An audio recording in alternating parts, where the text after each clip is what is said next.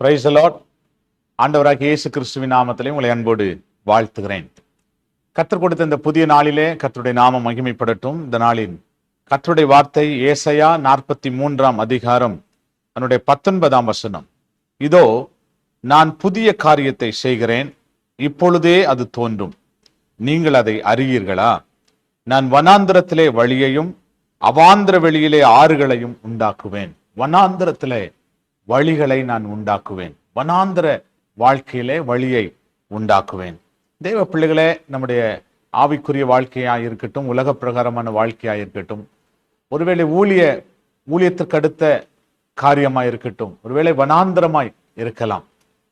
எந்த பக்கம் போவது, எந்த வழியிலே செல்வது, நாம் என்ன செய்வது என்று யோசித்துக் கொண்டிருக்கிறோம். ஒரே ஒரு காரியத்தை கர்த்தர் நமக்கு ஒரு கேள்வியை கேட்கிறார். நான் வனாந்திரத்திலே வழியை உண்டாக்குவேன், இதை நீ அறியாயா? நீ இதை அறியாயா? கர்த்தர் நம்மை பார்த்து கேட்கிறார். ஆகவே வனாந்திரம் போல இருக்கிற நம்முடைய வாழ்க்கையில இந்த நாள் ஒரு வழியை கர்த்தர் உண்டாக்கி, நமக்கு இந்த வனாந்திரத்திலே நமக்கு ஒரு வழி உண்டு, இந்த வனாந்திரத்திலே நமக்கு ஒரு பாதை உண்டு, இந்த வனாந்திரத்திலும் நமக்கு ஒரு வாழ்க்கை உண்டு, இந்த வனாந்திரத்திலும் நம்மை நடத்துகிற கர்த்தர் உண்டு என்பதை நாம் அறிந்து கொள்வோம். ஏனென்றால் நம்முடைய ஆண்டவர் வனாந்திரத்திலே வழியை உண்டாக்குகிறவர்.